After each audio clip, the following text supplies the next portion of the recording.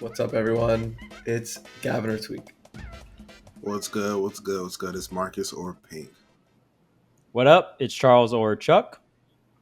What's going on, everyone? You got Matt or Haz. And just so you know, Marcus did laugh during the intro this week, but we had to run it back, so this week definitely doesn't count. Joining us today, we're very happy to have on, friend of the show, spearheading the official rule change committee, basically. Dakpo, what's going on, man? Hey, what's good, guys? Thanks for having me on.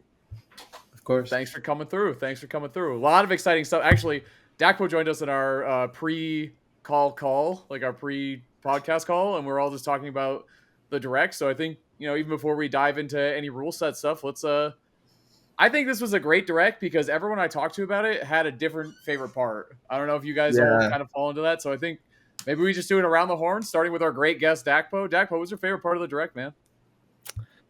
Well, I've been catching up on what happened, and there's a lot of weird and crazy stuff that's going on. Low key, I'm really excited for this Horizon Lego game. I love Horizon Zero Dawn. So okay. I haven't ever played a Lego game though, but like you got a good IP in there, something I like. I'm super down. Oh yeah. Everybody's like, "What?" He didn't say like Zelda. See, that's what's awesome. I haven't heard anyone say that yet, but that's really cool. Charles, what was your favorite part of the direct? My favorite part was Pikmin 5 announcement. I'm super hyped for it. That was hype. Yeah, for sure. I'm gonna keep it a buck. I've been super busy, so I still need to catch up with the direct. But I'm about to find out my favorite part in this episode because I'm sure all of you will tell me everything about it. I was looking around the circle and I was like, well, Charles is next. I'm like, but I know he didn't watch it. I was like, oh, well. I was like, that's his problem. He can deal with it. What about you, Marcus? What'd you like? My winner of the direct is definitely that Zelda game. That game looked incredible. It does. But I feel like that's probably a lot of people's winner. It's usually that or the other game that got announced for people. I don't want to spoil it, but one of you might spoil it, but I don't want to spoil it. But that Zelda game was lit. Go ahead, Gavin. Everyone set your watches. I don't know what my favorite part was. I think my favorite part was also the Zelda game because it's made by Grezzo, who made the Link's Awakening Switch remake. And it's just a new 2D Zelda in general. And you play as Zelda, which is just a bonus to all of that.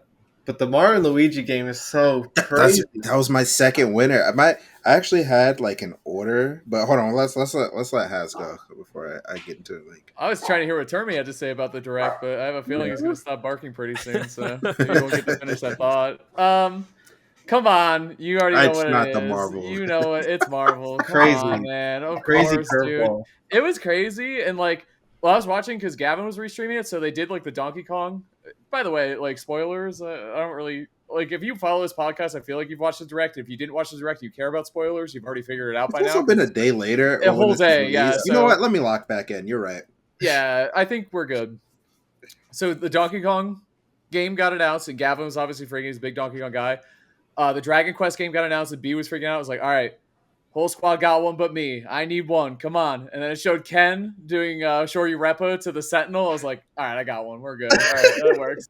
That's awesome. 8 seconds of Ken. I was like, show me some Ken. Yeah, show me some. I typed that in Gavin's chat, and then like 20 seconds later, it happened. I was like, cool. All right, that worked out. But I am really excited because I always love those games, but I always only played them like super casually. So I'm happy to have that casual experience and then be able to like, I don't know, if I get bored in an airplane, if I have it downloaded on my Switch, I'll like try to lab some combos or beat the arcade mode. Like I've just always really appreciated all those games. So yeah, I'm really excited, and I hope it means something for the future of that franchise. It's probably like, that's like, we're at like baby crawling, and that's like, leaps and bounds like on the moon. But that's what I'm hoping for. Like a Marvel 4, like a proper Marvel 4 with like real, not MVCI, like not how that, came out and all that. You're talking about like Infinite, man. Yeah. What's crazy? I've been watching old Marvel VODs, and I got to the era where they're like, yeah, this is a dead, Marvel 3's dead. Like, we're all moving on to MVCI, like in the commentary and stuff. Like, oh, they're dropping these combos because he's been practicing Infinite, man. That game rules. And I'm like, yikes, like this did not age well. Like every tournament is so weird, like towards the end of Marvel's life cycle. So, but I'm very excited. I love that series very, very much. I'm excited to have it on the Switch on the go. So it's exciting. All right, Gavin, go ahead. Sorry. I think the most important takeaway from it is that this is most likely the last major direct with focus on the Switch 1.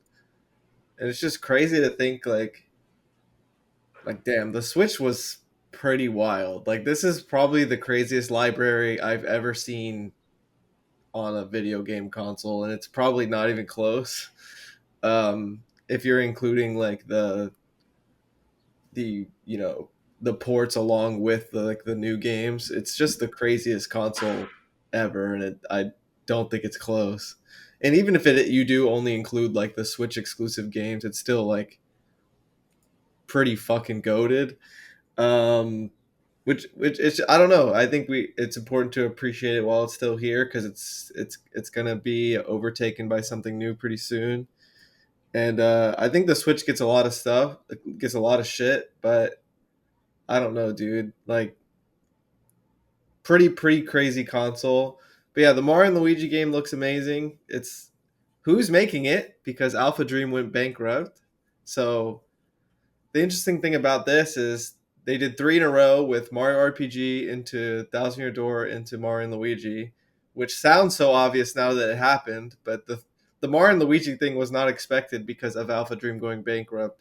And the weirdest part about it is it's a new game. It's not a remake like the other 2 games were. So they did the Triple Crown, and it's really confusing. I want to know who's making it. And then Donkey Kong was really exciting, but it was probably the least possible exciting DK thing, because it's another port. It's not a new game. So the 10 plus year streak of no new DK game continues. But now you'll be able to play all 5 Donkey Kong Country games on the Switch, which is really cool. I think that's always a big thing on the Switch, is taking like an IP and like just giving it the biggest library compared to like other consoles. It usually just has the most to offer. So maybe the Switch 2 will have some big DK game, like a big 3D DK game. That's my prediction. And yeah, and Metroid Prime 4 was finally revealed, or like some gameplay shown. 7 years since its initial announcement. The development changed for it at one point, like restarted, like new team and stuff or something like that. And yeah, it's just a good wrap up to the Switch, I would say. We know the holiday game, we know some early 2025 stuff, and we can probably expect the Switch 2 reveal to have its own like presentation sometime this year, and then get released officially like in the first half of 2025. So Nintendo went from having a really quiet 2024, their last direct was in September of 2023, to ramping up like really quickly out of nowhere, I would say. So You said, I don't know if you want me to repeat that before, but you said with this direct officially out of the way, we are now officially on Smash Watch. Is that true, or do we need to edit this out of the episode? no, it's definitely true. I think what's super interesting about it is it's like, as a collective community, or just like Nintendo in general, it's like Smash speculation started at the same time for everyone, just about. YouTube videos start appearing, all the friend groups start chatting about like the future of Smash and the characters and the next game or whatever. And it's just so interesting how like Nintendo didn't do anything, yet as a collective Smash brain, we all just started preparing. It's like something just gets in the air and the speculation just starts. But yeah, we're definitely officially in the speculation period if we weren't already. And there's a bunch of reasons for that. Like, there's just raw time, right? It's been 6 years. There's a console that's confirmed to exist. Sakurai just wrapped up the YouTube stuff. And, new console means new Smash, because it's one of their biggest sellers, if not their biggest seller for raw hardware. So, yeah, I think the speculation period has officially begun. And in my opinion, it's the best part. Like, it's the most fun. So, Do you think they're working on a new Smash right this second? yes. It's pretty crazy. While we talk about new Smash and things on the horizon, obviously we still have the current game that we all know and love, Smash Ultimate. Be a good way to talk about what Dakpo's been cooking up, because if I remember correctly, Dakpo, you and the Ruleset team, what you've been working on talks about both Smash Ultimate and anything that comes up in the future. Am I off on that first off? And if not, can you expand upon that a little bit? Yeah, sure. So the process has been pretty interesting because we are at that like twilight phase of the game. We don't know how long the game has got before a new title is announced or something like that. And if Smash 4 was any indication, once they stop doing balance patches, like that's a huge like heads up that it's not that their teams just stopped and not do anything. They are working on another project, which is most likely the next Smash game. So I'm on the same train of, I'm pretty sure that they're developing that. But in terms of like this unified rule set and what it means is kind of crazy. Like, dude, we're like almost 6 years into this. we don't have a unified rule set. Like, Yeah. it's a mess, man. And that's like obviously like one of the biggest challenges of creating something like this is we're ripping off like this crazy band-aid that's been on for like 6 years, a lot of like mixed attempts on trying to make it work. But yeah, I think one, thank you guys for having me on. It's really cool to be able to talk about this. And two, I think it's really important to set the scene of like how the heck this happened and why it's happening in year 6 and all that stuff going down. So just a little background.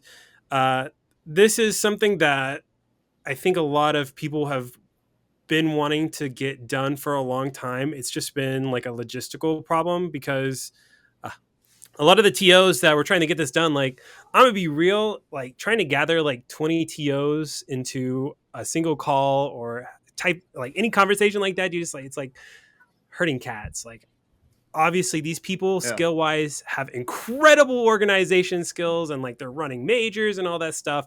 And I get it. It's difficult to get together because, you could invest time in this, or you could, make your event better and spend a lot of time there. So it's just really hard to get online. And so I was happy to step in and just kind of start organizing things and getting calls on the books and kind of getting a criteria going. So I jumped in. Oh, dude, I think it was like around like last October because organization and project management, like that's kind of stuff I do in my real day-to-day job anyways. So it was pretty affluent to me. And we basically started this process of where I jumped in the middle of it. We had meetings happening very, very sporadically. We kind of had like a criteria of how we would want to make a unified rule set. And then when I stepped on board, we wanted to, if we're going to present like a unified rule set or something, we don't want to just like say, hey, this is what we think feels right. This is a cool rule set. Like we wanted to have like data backing us up. We wanted to have input from players, TOs, from top players. We wanted to have input from everywhere, hard data, so we could present something that isn't just like, cool, this is how we feel. And so shout outs to Captain L. He's really pivotal in this. We put together a huge survey. Did you guys all take that Luminosity survey, by the way? The player data one? I'm curious. I don't think I did, bro. What, Gavin? That's your job. I know I did. I didn't get a survey. What the heck? It was tweeted out. So. Yeah. Oh, yeah. Fill it out, Charles? What's up? You fill it out, Charles? I did not fill it out. No, I didn't either. I didn't know where it was. Well, I was very busy, and then two, I would feel a little guilty because I compete in tournaments here and there for fun, but I'm not like an active player in the community. Right. So, I mean, I do have my opinions on the rule set, but I just didn't feel like I should take that survey unless I'm actively competing in tournaments. So that's how I felt about it. I kind of feel the same way. And as a caster, I feel like it's one of my weakest points is just not knowing enough about the stages. So that's why I'm kind of happy. Well, A, that this data is getting gathered, and B, something is being done about it. You know what? If it makes you feel, guys, if it makes y'all feel better, I also didn't take the survey since nice, we were one of the ones working on it. Yeah, it would be be a little amiss to Conflict put of my hand in interest. the pot. Yeah. Yeah. But yeah, Captain L put together a really, really extensive survey, and it was cool because it's not just like, do you think that Battlefield is a good competitive stage? Like that's so shallow. Like people would vote yes or no. It had a lot of really specific questions um, like this stage blast zone from the ledge to the blast zone is like 160 units. Do you think this is fit for competitive play? An example of that would be like X stage. Okay, what if we shorten that blast zone distance to like 130 units or whatever, or whatever WarioWare is or something? Do you still feel like that is competitively viable like WarioWare? And so we would essentially get a lot of really cool data points of what specific aspects of stages should be legal in your opinion or should not be. We got like a really good threshold of what we wanted to use in our rule set, and we sent that player out. Luminosity tweeted it out and put it on all their platforms, and so that was a lot of fun. We have a lot of cool data, and we'll jump in. I don't know how exactly you want to organize this discussion about it, but once the survey came back, the basic plan was like, cool, we've got a lot of player data. We're going to try to get as many TOs, as many participants on this call to make like a suggested rule set using this data and using a careful hand of when like we needed to make a decision. There's no data to back it up. And then we basically made a suggested rule set with the data. And then we said, okay, cool. These 20 TOs that have been basically curated from like our top TOs for North America, we're going to put up a runoff vote, and here are all of your choices. So if like, I won't go into like the specifics of which rule sets were there, but if it was a prominent rule set in any way, it was on this ballot. And so we had all the TOs vote on, which rule set that they would want to do for the unified rule set. And out of all the rule sets, the unified rule set was the one that came out on top. And so that is a very quick run through of like the entire process of gathering the data, gathering the TOs, getting the input, and then presenting it. And it's been a crazy, crazy ride, but we're nearly at the end of it. And hopefully, to answer your first question, hopefully this sets like some type of precedence or like at least process to what we can do for the next Smash game. Because like it'd be really awesome in the next Smash game if we have like seasonal stage lists and we're like trying out new things and Yes. we're being adaptive. Because this right now, it's like we know the meta, we know what each stage is doing. Let's just get this. Let's establish a process, and then I think we'll be a lot more successful because it's kind of weird. We have like a weird dynamic of each continent kind of just like, here's our thing. And so that's where we are. It's interesting because even just from the onset, like you got to applaud what you guys are doing because, like you said, it's a Band-Aid that's been covering a wound that's been festering for however many years we've been a community, essentially. Like this is something that it feels like this is something everyone asked for, and then when it's done, everyone gets mad about it. It's like, no, we want a unified rule set, but not like that. Like, no way, my rule set is way better than this. It's like, don't you guys see the problem here? Don't you see the issue with like, everyone thinks that they know what the rule set should be or shouldn't be, and competitors like this a little bit more, and TOs like this a little bit more. Did anything go into how you weighed each vote, or did everyone kind of just get an equal vote, like whether you were a TO or a player, or if you were like a top player, does that count for a little bit more, or is everyone just like kind of on equal footing? Wait, so Dakpo, real quick, before you get into this, I just want to break down the parties involved, right? So let's break that down real quick, and then you can answer that question, Dakpo. So you gotta, when you're thinking about these rule sets or just the tournament ecosystem, there's three groups of main people, right? So there's the players, there's the tournament organizers, and there's the viewers. Those are your three main groups. There's subgroups within that, right? Obviously, there's TOs that host bigger tournaments. There's players that are ranked higher. And the more you scale up within those groups, the more stake they have in the game.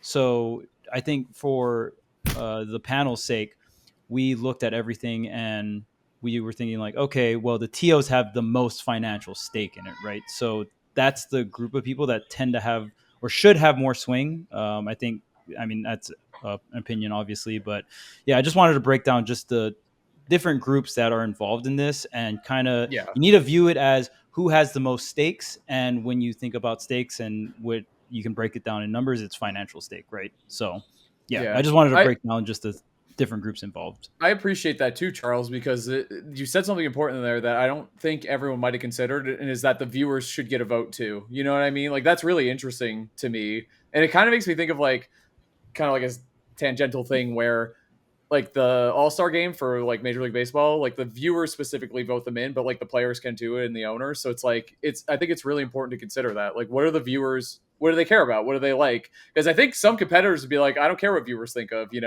I don't care what they think of, but hey, you have to, because they're part of the ecosystem, because Yes. viewership gets sponsors for the tier. Like, everything links into each other. But I will say that I think they're like, if we just had every vote per party, some parties should have more pull than the others, right? So I do think Very viewers are on the political. bottom of that totem pole, in my opinion. Not in my heart though. They're at the top. Well, Maybe. they still should have a say, but not as.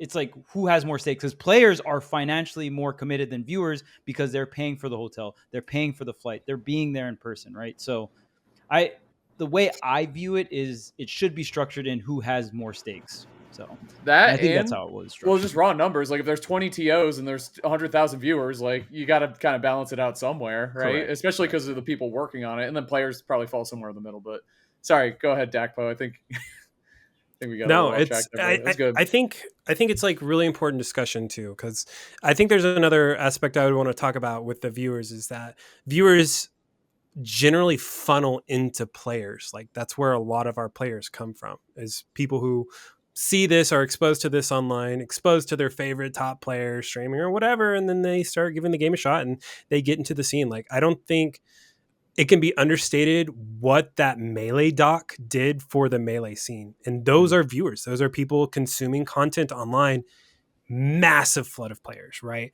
And when the next Smash game comes out, I really, really highly recommend that we don't completely alienate the viewers in that sense too, because that's going to be where a lot of our scene comes from. And those viewers will become players, players will become top players, and then if they live long enough, they'll become TOs or commentators, or somewhere in that pipeline. That's awesome. But going back to originally what you said is like, how did we weigh that? Which is such an important question, because I think everybody wants to know, is like, okay, who were like the actual key decision makers here? And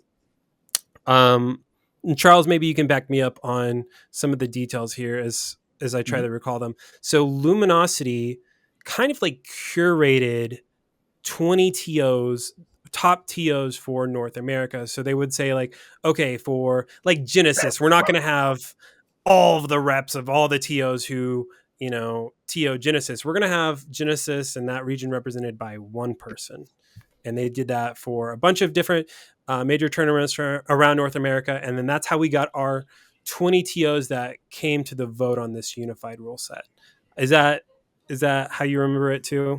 Yeah, it was something along the lines of, if you hosted an A tier tournament, I believe it was A, it could have been A or B, I don't know the exact tier, but it was X tier or higher, you could qualify to be part of the panel that would do the voting. And LumiRank went ahead and gathered a bunch of individuals. I was part of that gathering process in the beginning, but for me, life just got really busy, so I kind of exited out. But I was part of it in the beginning, and it was mainly Dakpo and Captain L that didn't necessarily have, you guys didn't vote, right? But you guys gathered the information, which is a huge part of it. The data collection is crazy. And I think that's what makes this rule set, whether you like it or not, it is data driven. So if you don't like it, hold the L, it's data driven. And that, I think that's where rule sets in general get a little rocky, because it's like, oh, well, this top player thinks this, but this player thinks this, but this guy's a top player, so is the opinion way more, but the TO doesn't want people yada yada, right? So when you just have it data driven, you're making something that's so great a little bit more black and white. At least it's still gray area, obviously, but yeah. And I'm sure you guys have said this a million times, but there's never going to be a rule set that pleases everyone. Like, it's just never ever going to happen. No shot, dude. No shot, dude. You could run like a PS2 only rule set, and like, for all the PS2 lovers, there'd be like 4 more haters like out of nowhere. You'd never expect it. You'd be like, all right, well, can't win. But yeah, we had the 20 TOs vote on it, and it was a runoff vote system. So basically like we didn't stop the vote until like there was a very clear winner. So that was a lot of fun. Again, just to kind of back up what Charles said is I did not participate in the vote. Captain L didn't participate in the vote. We were there just to gather information, present it in an easy, digestible format, and then like the teams make an informed decision. And that's where we got our unified rule set from. And it would be really cool because there's a lot of data that, man, people are not ready to hear, but it's there. Like what? What's your number one in that data point in that, or one or two? Well, after this, we should definitely get into the rule set because I definitely want to hear your opinions on the rule set. So, yeah, what are some of the more interesting data points, Dakpo? Sure. So, some of the more interesting data points, and I'll start. I'll get more interesting as we go. I would say people are so down for close blast zones compared to like far away blast zones. So like things like with short sides, like town and city, they're much more interested in something like that. And even to a point of where they were more interested in something like WarioWare than something with like huge side blast zones like Dreamland and stuff like that, which that was a big surprise to me because I thought people like space. Nah, people want to see blood. People want to see Incineroar on that victory screen and all that good stuff. So that was like one of the first things that was like really interesting to me. And the next thing, point on that real quick, just a point on that, because the first thing I thought of when it comes to stage is how much stage actually is there? Like how long is the stage is like maybe the first thing I think of when I think of watching or playing Smash. And then the blast zones might be the secondary thing after that, probably. I need to think of, and the platforms, obviously. I don't know. It's the first thing. I'm in the same camp. Really? It's the platform layout for me. Yeah. Really? Platform layout? Mine's stage size 100% is always what I think of first. Yeah. So for me personally, and I'll have to make sure that I keep a separation between what my stage philosophies are and like what the data and like the unified rule set are, because they're not the exact same thing. Like if I had my way with the rule set, like it wouldn't look exactly like this. But I really, really feel like the platform layouts and the platform numbers is a huge part of like picking a stage for me, how that affects neutral, how that affects advantage, disadvantage. I would say stage length is right under that though. Yeah. Like, two. The stat that I was about to go into it, which something that I'm not surprised about at all, but a lot of people are, is that like out of all of the stages that are on that rule set, Pokemon Stadium 2 had the lowest approval rating for competitive play out of any of them. It was like right at our threshold of like 75%. Yeah. Like there was like huge gaps between some of the other stages. So just for reference, 160 units is like the magic number. Like that's if you're trying to like learn stage stats as a commentator or something like that, like 160 is like the magic number. Like Battlefield, 160 units in length. Northern, Small Battlefield, Final Destination, Kalos, Lilat, just about like almost all of our like main stages are 160 units. And it's even true from like the blast zone, from like the lip of the stage to the blast zone, that's also like usually 160 units. So it's like, I don't know, like the devs were just like, yeah, 160 units, that's our guy. Pokemon Stadium 2 is like 187, almost 188. That is a huge variance. In fact, like out of all the stages that are legal, it's the biggest deviation of a stat across the board. It is the highest difference from what our normal stages look like. And I think in that survey, when we pointed that out as like, here's 160 unit, how do you feel about that approval? Cool. 165 is town, which is longer, but it's not too much longer. And then you go 187, and then people were like, ooh, I don't know about that. And so we saw like a higher disapproval rating, which is kind of like a weird way to spin it. It still was like heavily approved. It still met that 75%. But for sure, there was definitely a big difference between Pokemon Stadium 2, which, spoilers, is one of the main reasons why we picked Small Battlefield over PS2 as a starter. Because one, the platform layouts, we wanted all unique platform layouts as starters. And then two, for the duplicate platform layouts, we wanted to put the more normalized ones, the more unified ones as the starters, and the more deviant ones as counterpicks. So just using that kind of rule set and logic is kind of gives you like insight of how something like this was created. A lot of people are like, oh no, I'm a PS2 fan until I die. And that's fine. Cause like honestly, it's like a whole culture thing. The game came out. We didn't have a bi-platform stage. It was the first time we could play on like Pokemon Stadium 2 without it transforming, which was huge. We didn't have small Battlefield. And so everybody locked in and was like, oh dude, this is so sick. Oh, we finally got Frozen Stadium.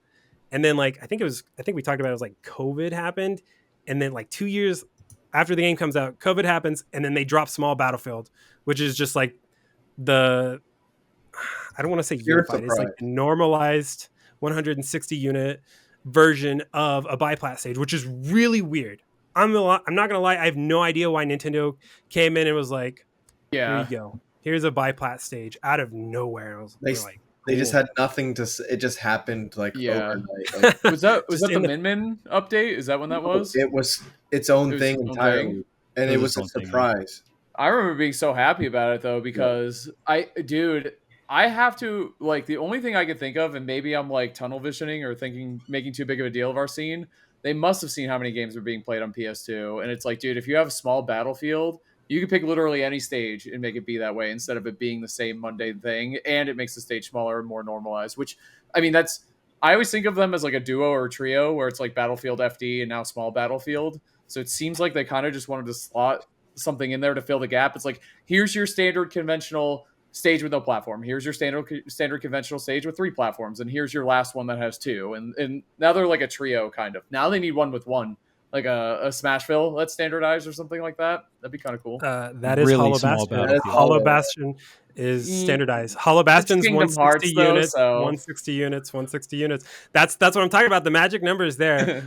we need like an inverted, like maybe like a Lilat type of platform layout that's like universalized and no slants. That'd be really interesting in the mix too. Cool. Yeah, I like that because you see that from like Rivals and other platform fighters now. Like they're pretty creative with like, okay, here's what everyone wants for a stage. It's stationary. It's the same. It's consistent, right? In its layout, usually is what we want. Obviously, some exceptions go into there, but it's like here's a triplat, but they go down or left or right or make whatever. It's really cool to see how it's kind of evolved over time because you think about it, in 64, you couldn't even play on just like there was no FD. Like that wasn't even a thing. So it's really changed a lot. Yeah. One thing I really want to highlight is the way Dakpo and Captain L gathered the data as well. I think the backlash on Twitter about PS2 is individuals that don't know about all these different units and all these different sizes, right? But Captain L and Dakpo did an incredible job of when they put out the poll, they're like, hey, this is a stage with this many units, but this stage is this many units. So when you present the data correctly, and they're not trying to influence anything, they're just giving you the data, right? Then all of a sudden we see am I back? Then all of a sudden we see, since the data is presented correctly in the poll, you saw the amount of people that wanted PS2 go down because they're like, wow, I had no idea PS2 was that big of a stage, right? So presenting the data while doing the poll is so important, and it also reflects that maybe people on Twitter don't understand or know all the data. Maybe that's why they're backlash. That can't be right. People on Twitter don't know. They're just saying their opinion. Charles, come on. Let's be real for a second. I can't be right. Yeah, because I think PS2 was probably the biggest debate or the biggest backlash, if I'm not mistaken. It must have been. So I just really want to highlight the fact that when Dakpo and Captain L did this poll, they're informing everyone that's making the vote. So at least you know that everyone making the vote is somewhat informed of what's going on too. Yeah, I appreciate that call out. I really wanted to make sure that we avoided any like aha gotcha moments. Like that's not what this is about, you know. Yeah. Sorry. I think the main reason for small Battlefield's existence was just to balance out Elite Smash. Because the difference, like, there's a big gap between Battlefield and FD for like what they provide. So I don't think it had anything to do with competitive, but I do think it just made Elite Smash a little bit more well-rounded with like having an extra option, and you know, FD, then small Battlefield has 2 platforms, then Battlefield has 3 platforms. It's like, you know, it's a good enough variety for them, and they also added the whole function where you can between Battlefield and Small Battlefield, any Smash song can play. So it was just some random thing after the fact that just balanced it out a bit. But yeah, I guess my big thing for a competitive rule set, like I'm pretty harsh on this, but I truly believe that something like a ranking system or anything like that isn't legitimate until the rule set is unified. Like it's hard to consider Smash fully competitive unless we're all playing the same game every time. So basically this entire time, like, we're all playing our hearts out. We want to win. Like there's like money involved and stuff. But in terms of like, who is the best player in the world and everything like that, until we're all playing under the same rule set for an entire ranking, it's just not 100% legitimate. And I'm more on the harsher side where I'm just like, it's not legitimate at all. So something like this I think is really important. And if as a viewer or player or whatever, you want it to be as competitive as possible. And I'm sure a lot of people do want that because, it's what we're doing in the first place. So it's got to be like one of the. It should be the easiest question to answer, but it's also really hard. If someone's like, "Okay, I want to get into competitive Smash. How do you guys play that?" And it's like, "Oh, well, there's like, a timer and stages." It's like, "Oh, what stages?" It's like, are you playing in Italy? Are you playing in Texas? Like, where are you going? Like it's all kind of different. Is there any inspiration that y'all took, Dakpo, from like non-esports? Like I know tennis obviously has different types of courts that they play on, or like even baseball, every stadium's a little bit different, right? But that's allowed. Did you guys look for any inspiration in that way at all, or kind of redoing our own thing here? Kind of something adjacent to that, which I'm really glad that you brought that up too, where you want to make sure that your rule set's accessible, right? Accessible to new players, accessible to vet. It makes sense because those conversations really do happen. Like low-key shout out if you guys aren't on the competitive Smash Facebook page, which is hilarious, absolute hilarious. That's where I get like 90% of comedy in my life. You'll see those questions like pop up from people who don't know or not competitive, because like no one in that group is really competitive, but they're like, what's the rule set? Like I really need like Pichu to have this like final Smash to keep up with all these armored characters and stuff like that. And you'll see people have no clue what's going on, and the thread is just full of hundreds of different rule sets, and it's hard and it's not accessible for somebody to like practice and really get a good game sense. So to answer your question, yeah, that's something that like we considered, especially with something like the graphic and the rules and how we present the rule set, is we want it to make it accessible, easy to read, and so it's not somebody like reading like 4 pages of rule sets, which tends to happen even in other Smash games too. Right. Okay. Yeah, you even talked with Nintendo. Go ahead, Pink. Quick question. So, like, we have the rule set now. Where do we go from here? Like, are you gonna run this rule set until the next game? Now that we're pretty sure there's gonna be one in like the next 2 years or so, are you going to try to adjust it, based like each season based on the data that you've collected? And how does gentlemaning affect that? Because I'm pretty sure a ton of people are still just going to gentleman to PS2. So I'm just curious, like, if that's going to play a factor at all.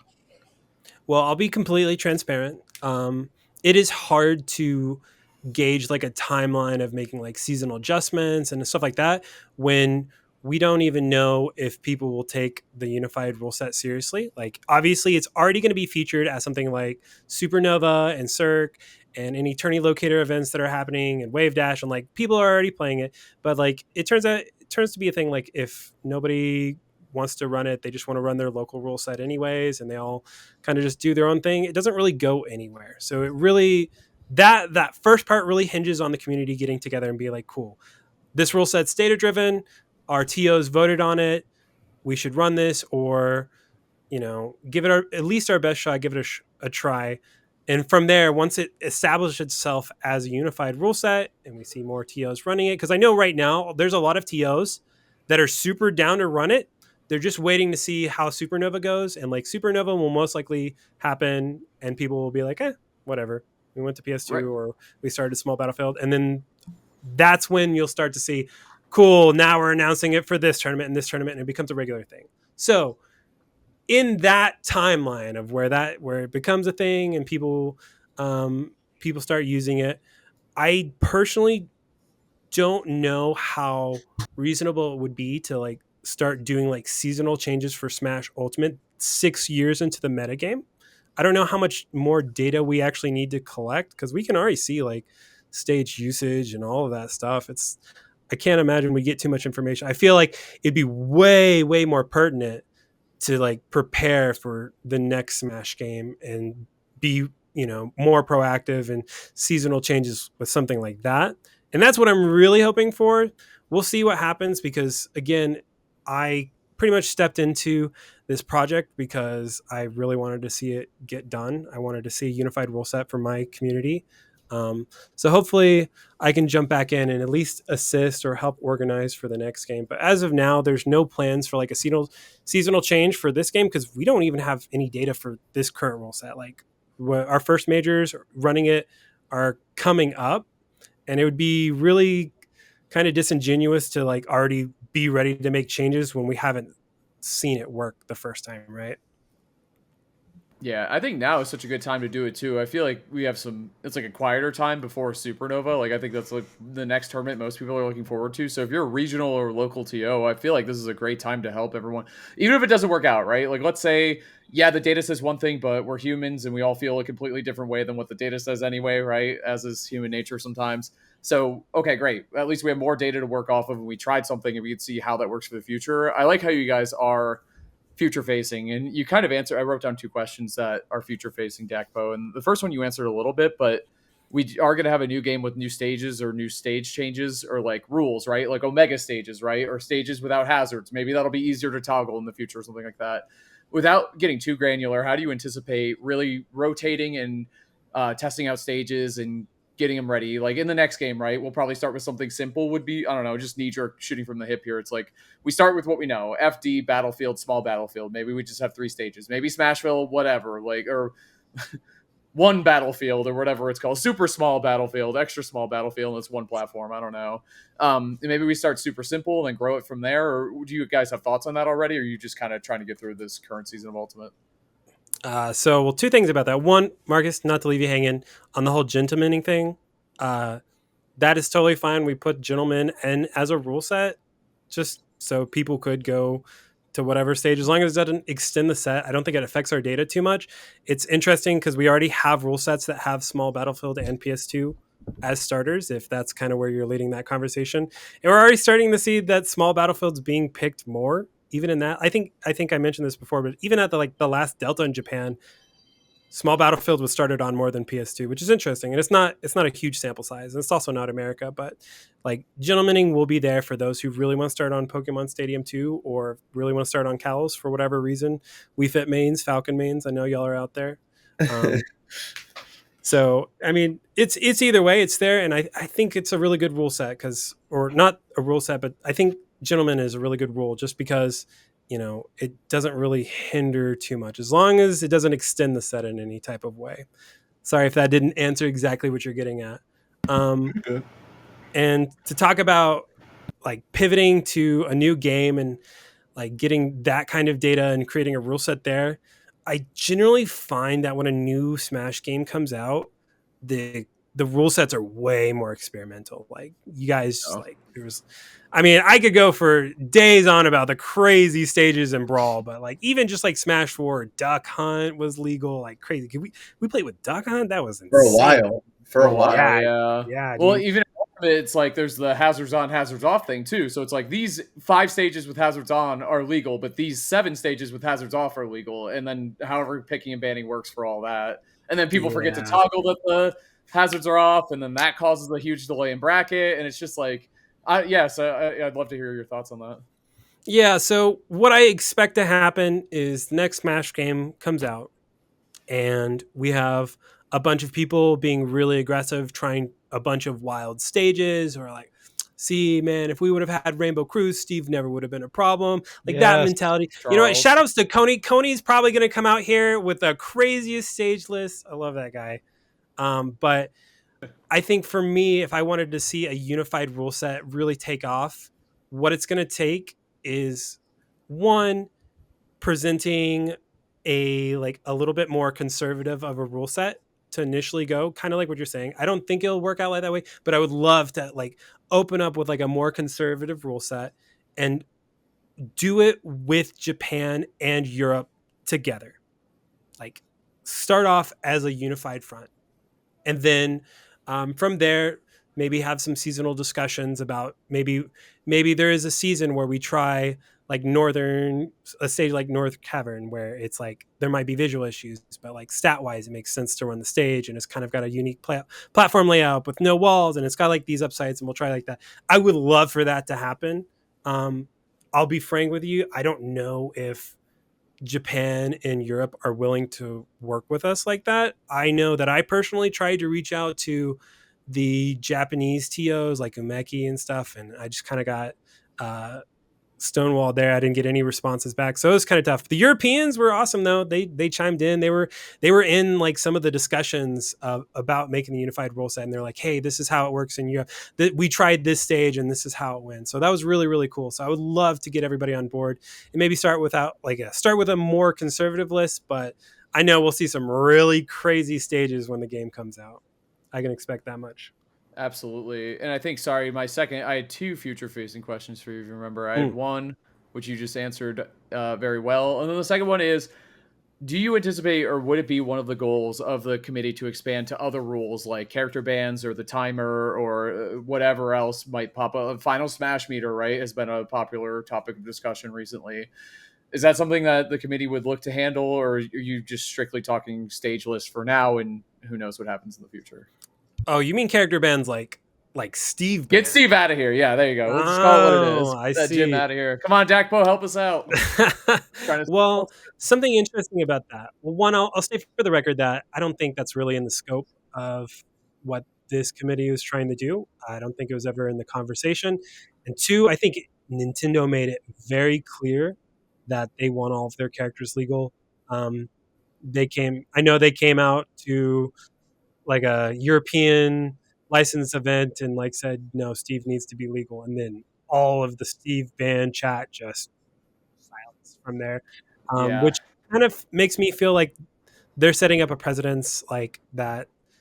They will tell you when they don't want like a rule like that implemented. So that kind of worries me. And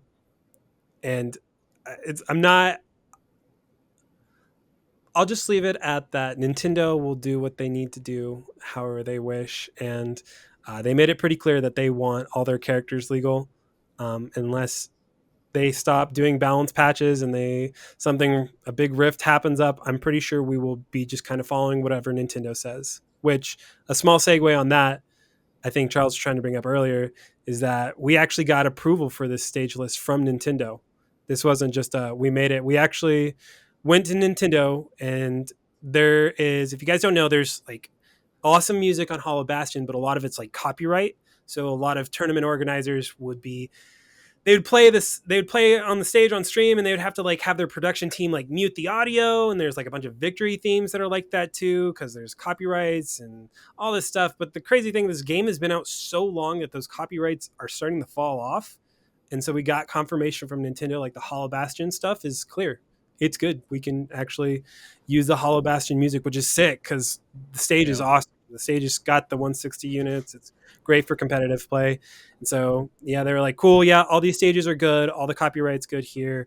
Good luck with your rule set. We hope it works out. And I was like, sick. That's awesome. So that's awesome. First off, it's really cool that you were able to have conversation back and forth with them and show them and get them interested. And that's really cool. And it's a W for the team for sure. My question is, what does it really mean? So it's like, we have this unified rule set, Nintendo approved of it.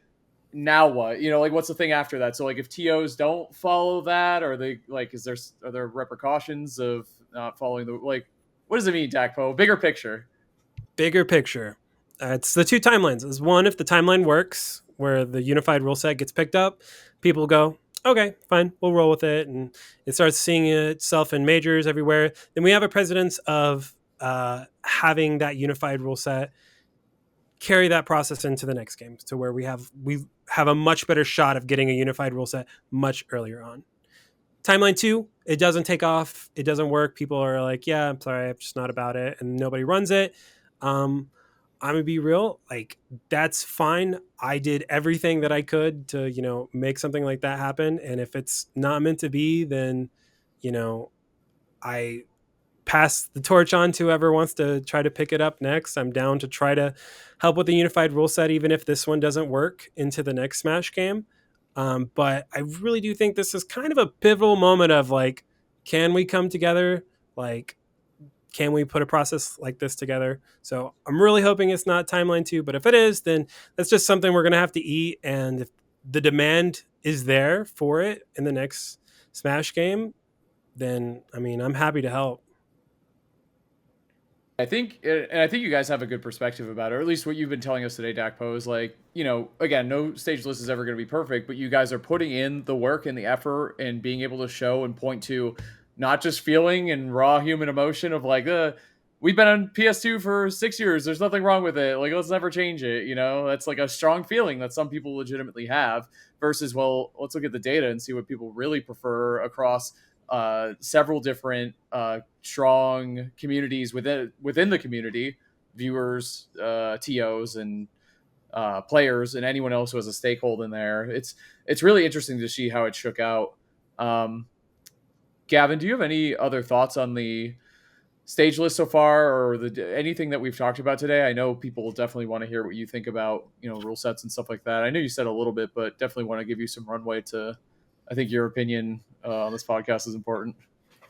Yeah, something that's important to me, like, despite like how much experience and knowledge I have on Smash, it always feels strange if I ever feel like I have too much of a hand in like how the game is played competitively or like the rules. So like when it came down to like when the Steve ban conversation was really, really popular and we were talking about it a few times on the show and a lot of people were looking for my input, it felt so strange to me. And I even talked about it a lot privately with B and stuff like that. And, I just really didn't want it to be up to me just because, it just made me think like imagine, I mean, maybe it does happen. I have no idea, but imagine if an NBA whistle happens and the players just influence the call like mid game, or if the players change the rules in between seasons. Like, I got bad news for you in this NBA, Gavin. That'd be happening. So it's just like I don't think the players should have too much of a say of what characters should be allowed or not, or what stages should be played. I think if you want to get more specific with some data on like, how neutral is this stage? Should this stage be a neutral or starter stage or a counter pick? It's like maybe, but even then it feels like the players should focus on playing for the most part. And if someone comes to them for the data, I guess that's fine, but I don't think they should have a big hand in any of that stuff. But yeah, for me, like just looking at the rule set, like I ask my gut, like when you're playing on this stage, how does it feel? Like, does this stage feel like a starter or a counter pick, or should it not be allowed at all? And there's some small variance there. And I think the most neutral stages in the game are Small Battlefield and Hollow Bastion. Agreed. Everything Dakpo said, 100%. And I won't elaborate.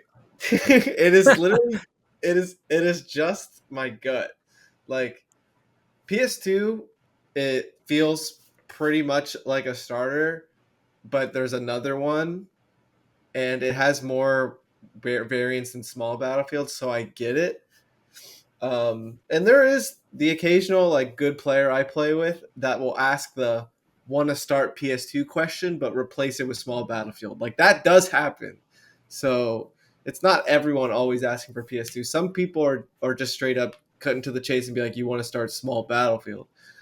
But yeah, from there it gets weird. Like Smashville just feels a little strange, but it's not like there's a third option. It's either a starter or a counter pick. So like you kind of just have to pick one. Like since we're all talking about it, I was just thinking like what stages feel like starters and what don't. And I guess the platform layout and how many other stages have it or have something similar is important, especially if you're having a hard time deciding between starter or counter pick. Because for me with Smashville, I'm like leaning more towards it feels like a counter pick type of stage because it feels like such a potentially polarizing one. But if no other stage is doing it, then it's like it's hard to say. Sorry, I can't even. Was Smashville a starter or a counter pick on this rule set? It's a counter pick. It's Okay. a smaller stage. Okay, that makes sense then. And like something like Battlefield 2 for me is Dakpo needs that sign off. He's got all the data, but he knows you need that top player sign off, or it doesn't mean anything. like Battlefield feels like it could be either way, but since it's the only stage in the rule set doing it, it's like you might as well put it as a starter. And surprisingly, looking into it, Town and City feels the most neutral, like right after Small and Hollow. I'm kind of surprised that I think that, but now that I'm actually looking at all of it, Town and City might be third after a tie between Small and Hollow, or maybe I'd put Small 1, Hollow 2. But yeah, I think I would do from like the most neutral to the least neutral, not even starter to counter pick. I'd say Small and Hollow are pretty damn neutral, and then PS2 somewhere in there, but it already kind of exists with Small. Then Town, then Battlefield, then Town over Battlefield's crazy to me, just as a sidebar. But Cal's FD and Smashville, it gets a little weird, but yeah, it just got me thinking in a way that I hadn't really thought before. I have a question for you guys. I'm really curious. Sure. Do you guys feel like there should be a difference in a stage list between starters and counter picks, or should it just be one roster? Just your stage, kind of like how Europe does it. You mean like if a stage is a starter, it can also be a counter pick, and then excluding it? So I'll phrase it like this. No. How would you feel? Yeah. How would you feel instead of having a starter and counter pick list, if it was just a full stage list and you did all your strikings and bans with this full list available at all times? Low key, isn't it like how it is now? It just doesn't feel that way. Because like realistically, people are gonna look at FD or they're gonna look at Kalos, or like they're really like what's the word I'm looking for? Those like out there stages. Polarizing. Yeah, they're like more polarizing stages. And they're just gonna strike them anyway. Like people aren't usually starting on Kalos. They aren't usually starting on those other stages. So it usually just ends up coming down to like a small Battlefield, a PS2 or something like that. You know what I mean? So like I don't personally look at it in my head as starters and counter picks. So to me, it's just one giant list. And then, but I know maybe some people see it otherwise, but that's always how it's been for me. Because I'm just like, bro, like if we add these, you're just going to get rid of them anyway. And then the next game, all the stages are available. So it's like, okay, sure, for one game, all the stages weren't available. But if it's a best of 5 set, then if it goes to game 5, then for 4 games, all of them were. Real quick, Chris, could you mind just putting up the stage list? I just thought our audio-only listeners, real quick, just want to help them out. So the Dakpo's rule set, the committee's rule set, starters are Battlefield, FD, Town and City, Small Battlefield, and Hollow Bastion. Then the counter picks are PS2, Smashville, and Kalos. We probably should have done that earlier for our audio-only guys. Sorry. I do have a question, too, before we go off on the one rule set or not. Were they ordered in any specific way or not, Dakpo, on that list? It wasn't alphabetical, was it? No, they were just on. Okay, I was just curious. Nope. Cool. Anyway, sorry. Go ahead. I don't know how to answer that like at all. I feel like I'm not qualified at all. Like I don't know if I know that. I don't know if I know the difference between if it was all starters or not. Like I see what Marcus is saying, but I don't.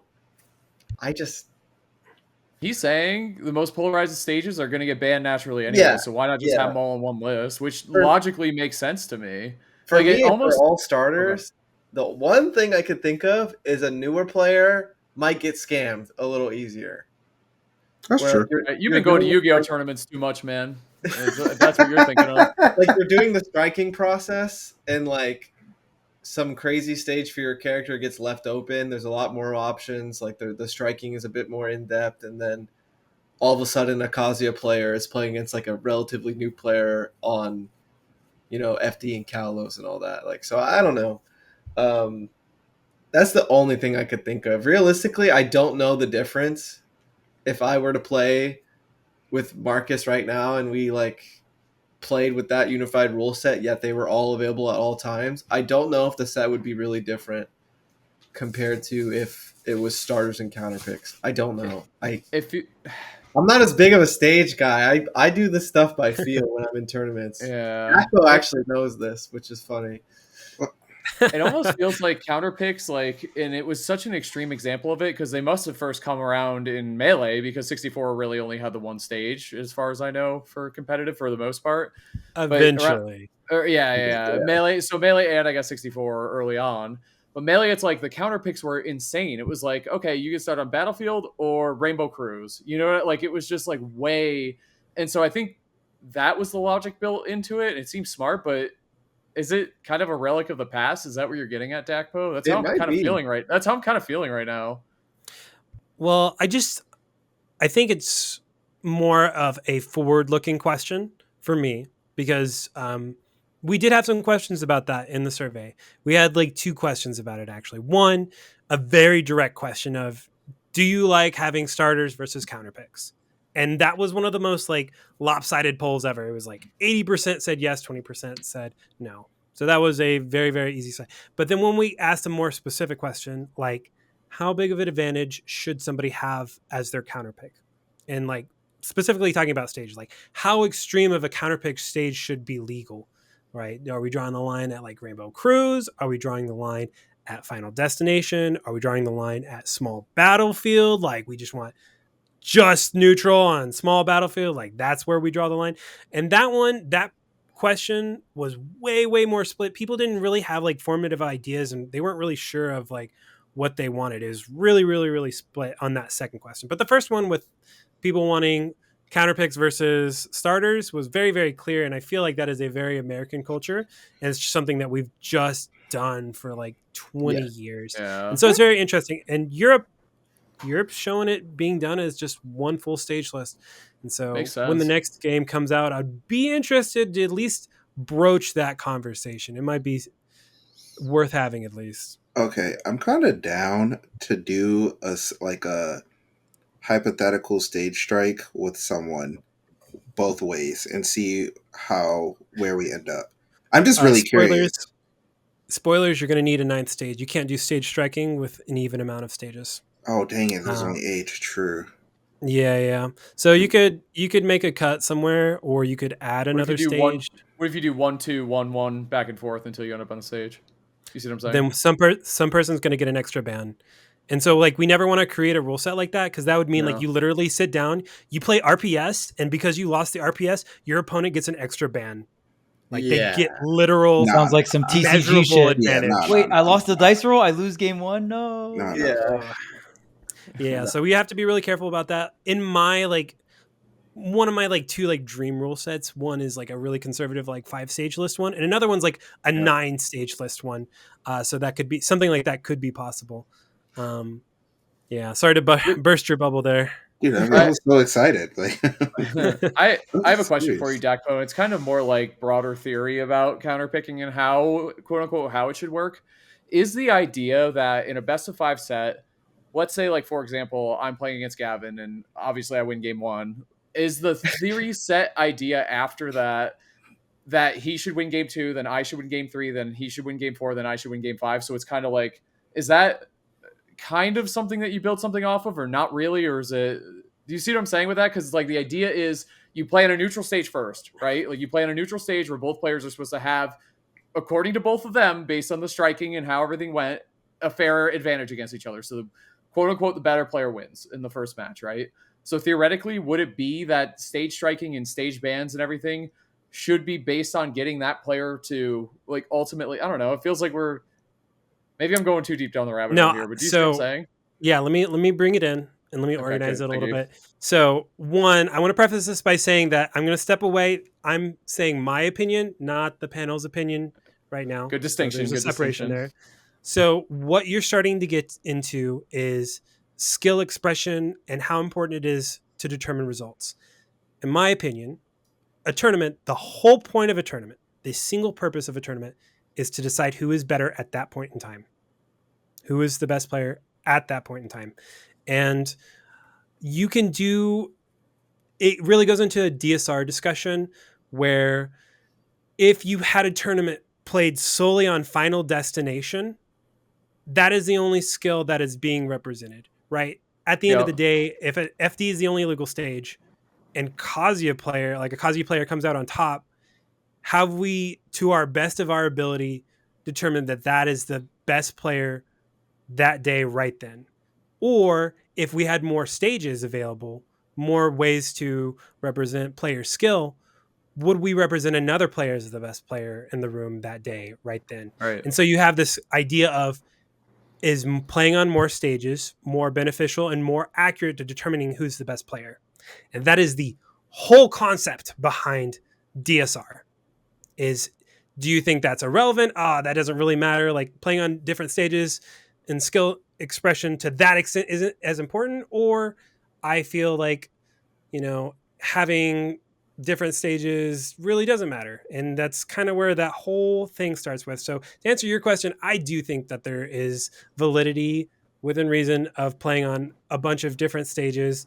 Game one playing on the most neutral stages, and then within reason, playing on different stages, whatever the player's choices are to represent who has the most skill and who's representing that skill by the end of the set. That was a really long-winded answer, and I hope that I was kind of getting at what you're asking.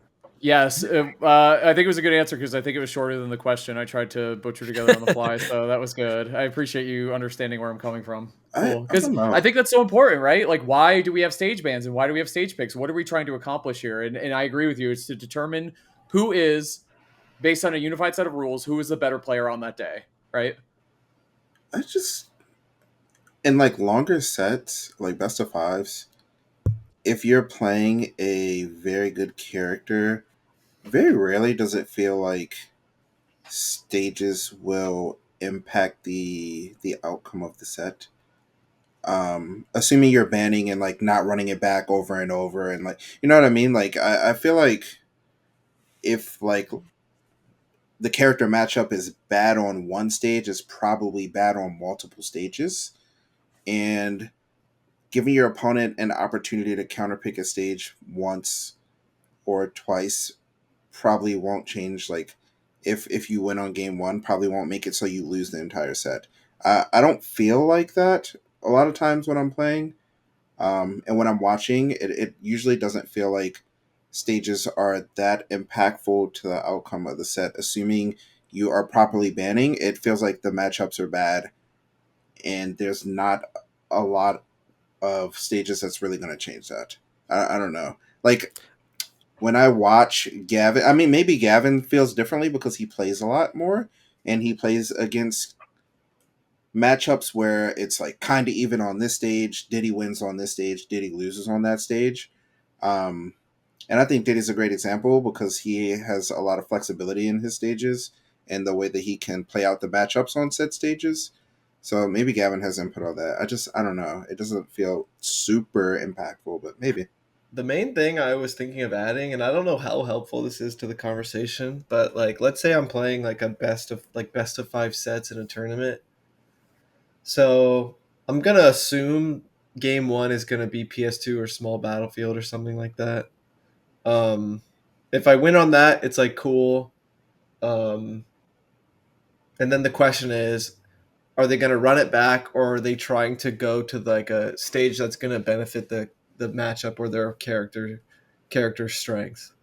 Because it's pretty hard, I think, against Diddy to pick a stage where it's like, yeah, Diddy's like weaknesses are way more glaring here, because he's just a well-rounded character. So, and then I will say a lot of the time I'm pretty weird and I let them go wherever they want.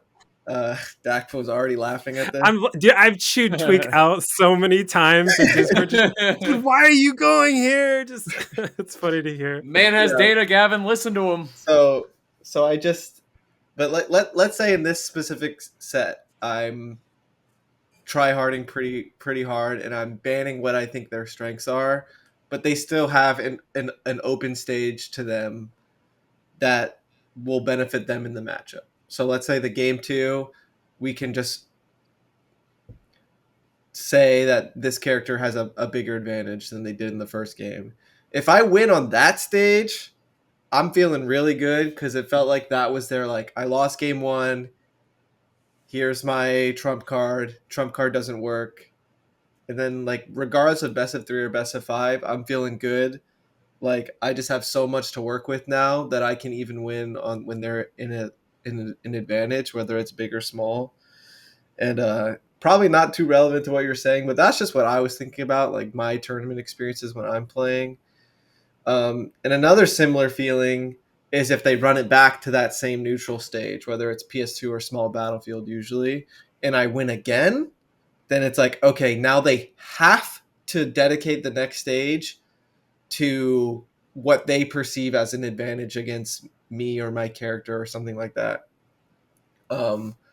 So I think the most important thing when you're playing in tournament is to not only win when it's neutral, but if you can win when they when they use their trump card, then they have nothing else. You know what I mean?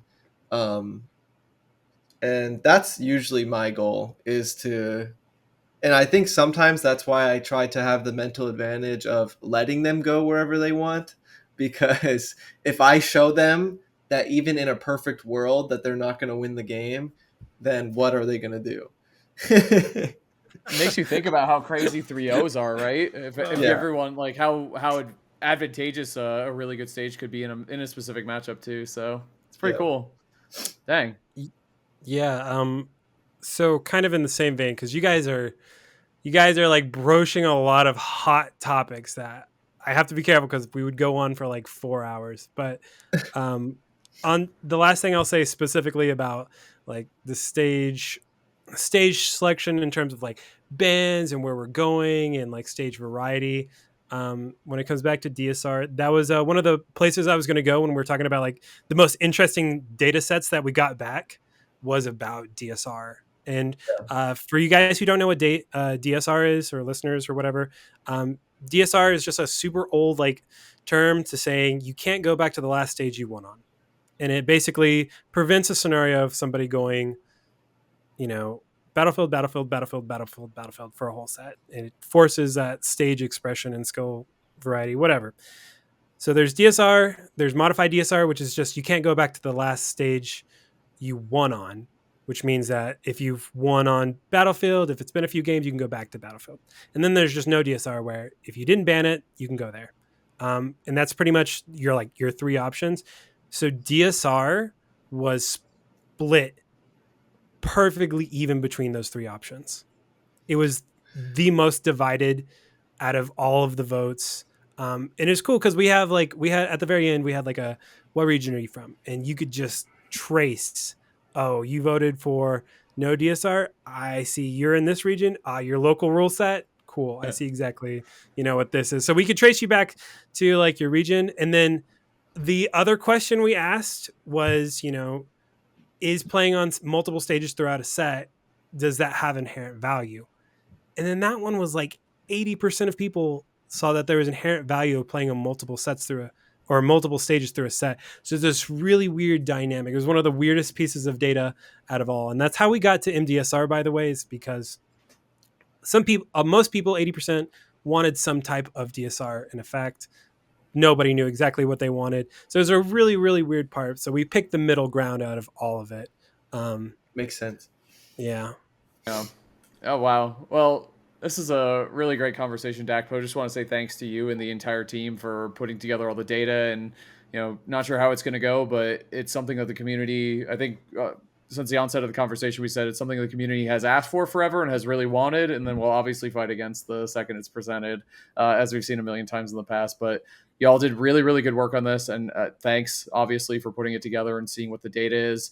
Super interesting to see it happen, and just kind of like the conversation about like culture and personal feelings about something versus the actual numbers and how that looks like it's super interesting, especially when you apply it to something that we all care about very much in Smash. So just want to say thanks for the effort. I know this stuff isn't easy, and it's not easy when you put it out there and Twitter be twittering, Yeah, I can tell like who read any of the data that we put out there and all that. That's always it's always fun to put like data analytics to children's party games. I think I think I'll be leaving that off of my resume, but it's fun regardless.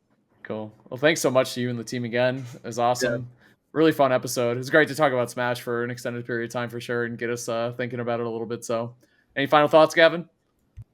Yeah, once again, thank you to Dakpo for being on the show. One of my favorite people to talk to about Smash, regardless if it's because we both play Diddy. But yeah, thank you so much for watching as always. The Direct was really exciting. We're in the Smash 6 speculation period. I've always wanted Smash to feel more unified in its competition and rules, so any look in that direction is a thumbs up from me. And yeah, thank you so much for watching as always. Have a good one.